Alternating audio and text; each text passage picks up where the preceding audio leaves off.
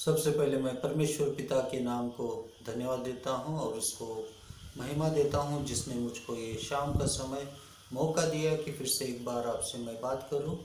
और पिछले वीडियो में हमने देखा था कि किस तरह से झूठे शिक्षकों से बचने के लिए हमको प्रभु के वचनों को पकड़े रहना चाहिए, क्योंकि आकाश भूमि क्या होगी, चली जाएगी, लेकिन प्रभु का वचन हमेशा बना रहेगा।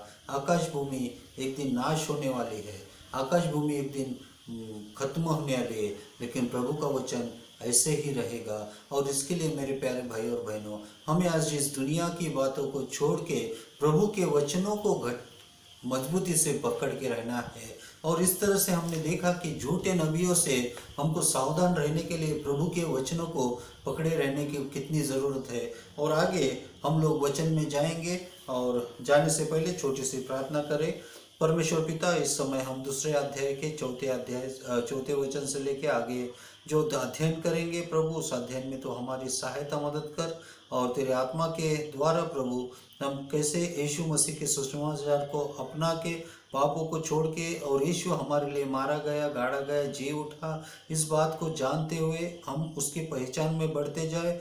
और आत्मा में जब हम बढ़ते जाते हैं तो विश्वास से प्रभु हमारा संबंध तुझसे बढ़ता है। और उसी तरह से हमको समझ आनी चाहिए और हमको संयम होना चाहिए और धीरज से हम लोग प्रभु के मार्ग में चलना चाहिए, और अपनी पहचान जो यीशु मसीह में है उसको बरकरार रखते हुए हमें प्रभु के वचन को पक्के रीति से हमको पकड़ के रहना चाहिए। और आने वाले दिनों में प्रभु हम झूठे जो नबी है या झूठे भविष्यवक्ता है या झूठे गुरु लोग हैं उनसे बचने के लिए तो हमारी सहायता मदद कर। और आगे प्रभु हम जो वचन का ध्यान करेंगे उस वचन में सहायता मदद कर। सुनने वालों सबको तो आशीषित कीजिए। यीशु आपको धन्यवाद देते हुए यीशु आपके ही नाम से मांगते, सुन और कबूल कर। आइए, आमीन। परमेश्वर पिता को धन्यवाद देता हूँ। आज वचन को हम लोग पढ़ेंगे दूसरा पत्रस, उसका दूसरा अध्याय, वचन 4 से हम लोग 10 तक पढ़ेंगे आज। क्योंकि जब परमेश्वर ने स्वर्गदूतों को जिन्होंने पाप किया नहीं छोड़ा पर नरक में भेजकर अंधेरे कुंड में डाल दिया, ताकि न्याय के दिन तक बंदी रहे, और प्राचीन युग के संसार को भी न छोड़ा वरन भक्तिहीन संसार पर जल प्रलय भेजा, पर धर्म के प्रचारक नूह के समेत 8 व्यक्तियों को बचा लिया, और सदोमा और अमोरा के नगरों को विनाश का ऐसा दंड दिया कि उन्हें भस्म करके राख में मिला दिया, ताकि वे आने वाले भक्तिहीन लोगों को शिक्षा के लिए एक दृष्टांत बने। और धर्मी लूत को, जो अधर्मियों के अशुद्ध चाल चलन से बहुत दुखी था, छुटकारा दिया, क्योंकि वह धर्मी उनके बीच में रहते हुए और उनके अधर्म के कामों को देख देख कर और सुन सुनकर हर दिन अपने सच्चे मन को पीड़ित करता था। तो प्रभु भक्तों को परीक्षा में से निकाल लेना और अधर्मियों को न्याय के दिन तक दंड की दशा में रखना भी जानता है, विशेष करके उन्हें जो अशुद्ध अभिलाषाओं के पीछे शरीर के अनुसार चलते और प्रभु को तुच्छ जानते, वे ढीठ, हट्टी और ऊंचे पद वालों को बुरा भला कहने से नहीं डरते। परमेश्वर इस वचन के पढ़े जाने से आशीषित करे। इस समय हम लोग इस वचन को देखते हैं कि कल हमने देखे कि झूठे शिक्षकों से बचने के लिए हमको क्या क्या करना चाहिए। मैंने फिर से एक बार कहा है और फिर भी बता रहा हूँ कि प्रभु के वचनों को हमको जानना बहुत ही ज़रूरी है, और प्रभु के वचनों में बने रहना उससे भी ज़्यादा ज़रूरी है। क्योंकि बहुत से बार हम लोग जब प्रभु का वचन सुनते हैं, उसको ध्यान मनन नहीं करते, तो आकाश के पंछी यानी हमारे दुनिया के ख्यालात या शैतान के विचार आके उसको चूम लेते हैं। और इसके लिए हमको हर दिन हर क्षण प्रभु के वचन को ध्यान मनन करते रहना चाहिए, और प्रभु का वचन हमारे आँखों में, हमारे कानों में, हमारे ज़बान में और हमारे दिल में रहना चाहिए। क्योंकि धर्मोपदेशक कांड कहता है कि तो अपने इन विचारों को यानी अपने बच्चों को चलते समय, उठते समय, बैठते समय, सोते समय इन बातों को तो सिखाते जाओ। और उसी तरह से हमको चलते समय, उठते समय, बैठते समय और सोते समय इन बातों को हमको ध्यान में रखना चाहिए। क्योंकि इससे क्या होगा कि हमारी आत्मिक उन्नति होगी, और दूसरा जो है हमारे मन में कभी भी ऐसे ख्यालात नहीं आएंगे क्योंकि मनुष्य के मन में एक बार एक ही ख्याल आता है, या तो एक अच्छा ख्याल आता है या तो एक बुरा ख्याल आता है। और इसके लिए जब प्रभु के ख्याल हमारे दिल में रहते हैं तो हमारे चेहरे में भी वही प्रकट होते हैं और हमारे मुंह में भी वही होते हैं। और इस तरह से झूठे जो शिक्षक है उनके लिए वो सजा को बताने के लिए उनकी आगे की सजा क्या है, तुम लेकिन उससे सावधान रहना है, वरना इन शिक्षकों की सजा क्या है उसको वो हमें बता रहे हैं। और चौथा वचन कहता है कि क्योंकि जब परमेश्वर ने उन स्वर्गदूतों को जिन्होंने पाप किया नहीं छोड़ा, तो जो स्वर्गदूत थे, तो हम लोग इस स्वर्गदूत को अगर हम लोग जानना चाहते तो ये है लूसीफर, जो शैतान है, उसको उसने परमेश्वर ने नहीं छोड़ा और उसके चेलों को भी नहीं छोड़ा। जो हम लोग उत्पत्ति के 6वें अध्याय में देखते हैं कि वहाँ पे स्वर्गदूत है जो परमेश्वर के पुत्र होने का दावा करते थे, उन्होंने आके मनुष्य के पुत्रियों से उन्होंने शादी ब्याह करके और उनके जो संतति जन्म हो गई थी वो बहुत ही शक्तिशाली थी, इस तरह से कहा गया। लेकिन उन सबको परमेश्वर ने जल प्रलय के समय में सबको उन्होंने मार डाला। सिर्फ वहाँ पे हम लोग आगे पढ़ेंगे कि क्या हुआ, पर नरक में भेजकर अंधेरे कुंड में डाल दिया ताकि न्याय के दिन तक बंदी रहे। तो शैतान को नरक के कुंड में उसने डाल दिया, वहाँ पे आग है। और इस तरह से हम लोग देखते हैं कि उसने स्वर्गदूतों को नहीं छोड़ा तो ये झूठे शिक्षकों को नहीं छोड़ेगा। और 5 वचन कहता है कि और प्राचीन के युग के संसार को भी न छोड़ा और भक्तिहीन संसार पर महाजल प्रलय भेजा, पर धर्म के प्रचारक नूह समेत 8 व्यक्तियों को बचा लिया। और जैसे मैंने कहा कि जब उत्पत्ति के 6वें अध्याय में देखते हैं कि वहाँ पे नूह जो था वो एक ही व्यक्ति था जो परमेश्वर की बातों को सुनता था और परमेश्वर उसके मन को जानता था और वो परमेश्वर के लिए तड़पता था। 100 साल तक उसने क्या किया कि वो जो अपनी नाव बना रहा था, उस नाव को बनाते बनाते लोगों को उसने प्रभु का सुसमाचार सुनाया कि अपने मन को फिराओ,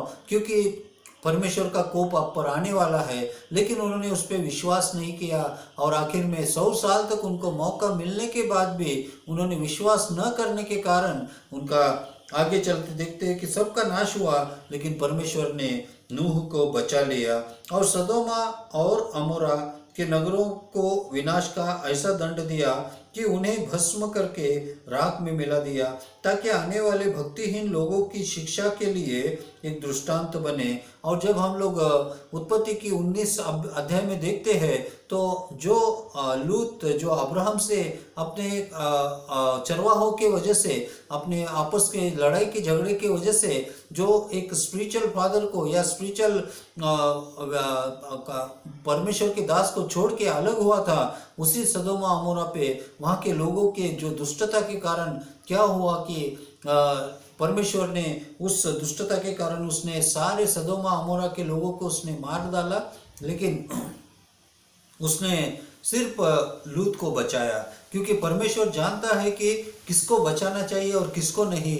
और इस तरह से यहाँ पे झूठे शिक्षकों का भी उस सदोमा अमोरा की तरह उनकी दशा होगी, ऐसे परमेश्वर हमें वो बता के उन्हें भी वो सावधान कर रहा है। और धर्मी लूत को जो अधर्मियों के अशुद्ध चाल चलन से बहुत दुखी और या था और छुटकारा दिया, तो उसने लूत को उसने बचाया, इसके विषय में कहा था। लेकिन परमेश्वर दुष्टों को नहीं बचाएगा, ये फिर से एक बार वो चेतावनी इस कहानी के द्वारा दिखा रहा है, क्योंकि वह धर्मी उनके बीच में रहते थे, उनके अधर्म के कामों को देख देख कर और सुन सुन कर हर दिन सच्चे मन को पीड़ित करता था। तो उसको जब वो सदोमा अमोरा में रहता था, देखने के लिए वो जगह तो बहुत अच्छी थी, प्रॉस्पेरिटी थी, पैसा था, बिजनेस था, लेकिन वहाँ पे आत्मिकता नहीं थी, वहाँ पे निर्दयता थी, वहाँ पे व्यभिचार था। और ऐसे स्थानों को जब उसने देखा, उसको पश्चाताप होता था कि क्यों मैंने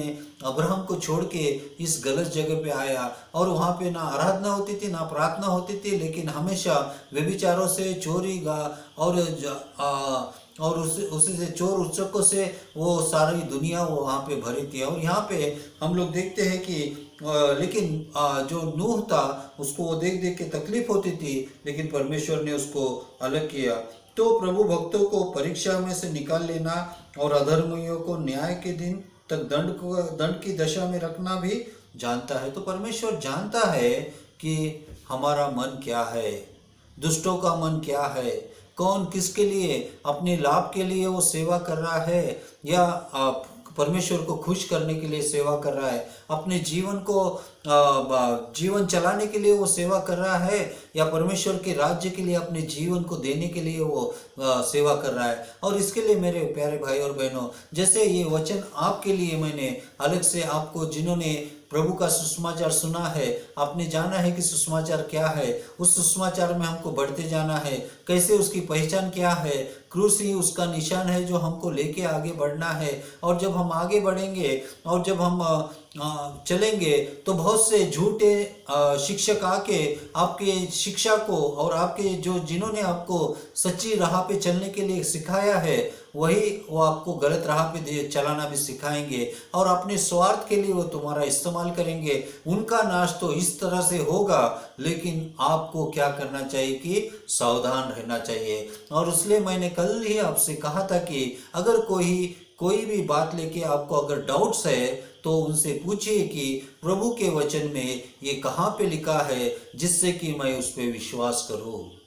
और जब ऐसा पूछेंगे, मैं आपको 100% जवाब दूंगा कि उनके पास उसके सवाल का जवाब नहीं होगा, क्योंकि प्रभु का वचन आप पढ़ते हैं, आप जानते हैं, और जब वो कोई वर्ष बताता है तो उसको पूरे ध्यान से आपको सुनना चाहते हैं। और आपको मैं सजेशन देता हूँ, जैसे कि मुझको हिंदी, मराठी, कन्नड़ा और इंग्लिश, इन चारों लैंग्वेज की बाइबल को मैं पढ़ के प्रभु के वचन को समझता हूँ। और उसी तरह से आप भी कोशिश कीजिए कि आपको जितने भी लैंग्वेज आते हैं उस लैंग्वेज में आप अगर बाइबल पढ़ना शुरू करेंगे तो आपको प्रभु के वचन को समझने के लिए और प्रभु के पास में होने के लिए आपको बहुत ही अच्छा मौका मिलेगा।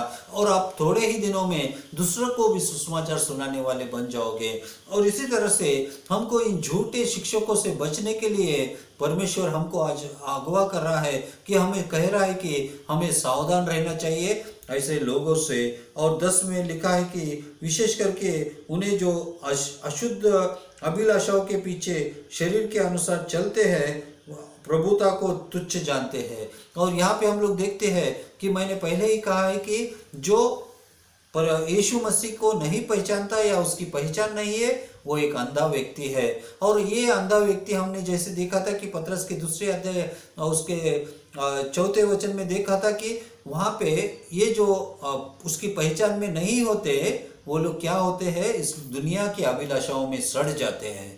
और इसके लिए इस दुनिया की अभिलाषाओं में ये जो शिक्षक है, ये जो गुरु लोग हैं, जो झूठे शिक्षक गुरु लोग हैं, वो क्या हो गए, इस अभिलाषा में वो जल के जाएंगे और इस सड़ते जाएंगे और उनके जीवन में कभी खुशी नहीं आएगी। लेकिन आपको सावधान होना चाहिए, क्योंकि परमेश्वर टूटे हृदय वालों को, सीधे हृदय वालों को, जो ना समझ है, ऐसे लोगों को वो समझाने की कोशिश करता है। और इसके लिए फिर से एक बार मैं आपको बताता हूँ कि इस बाइबल को आप हमेशा अपने पास रखिए, क्योंकि आर स्टैनली जैसे महान सेवक ने कहा है कि जब मैं छोटा बच्चा था तब मैं बाइबल उठा के चलता था, जब मैं छोटा बच्चा था तभी बाइबल उठा के चलता था, अभी मैं बुजुर्ग हो गया, बाइबल मुझको उठा के चलती है, अभी मैं बुजुर्ग हो गया, बाइबल मुझको उठा के चलती है। और इसके लिए हमको संसार की अभिलाषाओं से बचना चाहिए, क्योंकि हम लोग कितना भी कमाएंगे सब कुछ यहीं पे गंवाना है। कितना बड़ा घर बांधेंगे, सोने की जगह हमारी उतनी होगी, या खाने की कितना भी बड़ा डेगची हम लोग खाना बनाएंगे, लेकिन हमारा पेट जितना है उतना ही खाएंगे। और इसके लिए मेरे प्यारे भाई और बहनों, हमारी जरूरत थोड़ी है, हमारी मांग थोड़ी है। इसके लिए हमको प्रभु के वचन को जब हम सीखेंगे, सुनेंगे, समझेंगे, ध्यान करेंगे, पढ़ते रहेंगे। देखिए ये 8वीं नई की किताब नहीं जो 7th पास हो गया कि 7th की पुस्तकों को भूल जाओ और 9वीं में चलो। मेरे प्यारे भाई और बहनों, हजारों, लाखों, करोड़ों प्रभु के सेवकों ने इस प्रभु के वचन को पकड़ के आज तक वो अपने जीवन में वो खुद भी बढ़े और प्रभु की महिमा को भी उन्होंने बढ़ाया, और खुद भी मर गए लेकिन प्रभु के नाम को उन्होंने बढ़ाया। और इसी तरह से मेरे प्यारे भाई और बहनों, हमारे दुनिया में ये जाति ये जो भी है ये कुछ हमारे काम का नहीं है। हमको सच्ची आत्मा चाहिए, सच्चा हृदय चाहिए, क्योंकि हजारों लोगों में, हजारों खुदाओं में, हजारों देवता में एक यीशु ने क्या किया है कि हमारे पापों के लिए वो मारा गया, हमारे पापों के लिए वो गाड़ा गया, हमारे पापों के लिए वो जिंदा हो गया। और इसके लिए मुझको कोई भी बताइए, किसी भी धर्म ग्रंथ में बताइए कि कौन हमारे पापों के लिए मारा गया, गाड़ा गया और जी उठा। हमारे पर्सनल हमारे लिए कोई भी नहीं आएगा। एक छोटा सा उदाहरण देता हूं मैं आपको। इस लॉकडाउन के समय में जब आप तकलीफ में थे, जब आप मुसीबत में थे, किसी अमीर आदमी ने आके आपसे कहा कि लो भाई, मैं 5 किलो तेल आपको देता हूं, आपके परिवार के साथ रहिए, आपको मैं अनाज देता हूं, आप परिवार को संभालिए। ऐसे बहुत ही कम लोग होंगे, लेकिन मैं कहता हूं कि जब अपने पास होते हुए लोग अपने को हेल्प भी नहीं करते तो ये दुनिया आपको क्या हेल्प करेगी। लेकिन परमेश्वर आपके पास हमेशा सदा सर्वदा रहता है। और जैसे मैंने कहानियां बताई कि उस हॉस्टल में खाना नहीं था, सुबह का नाश्ता नहीं था, लेकिन उन्होंने जब प्रार्थना की तो सुबह सुबह एक बड़ा ट्रक जिसमें ब्रेड और दूध की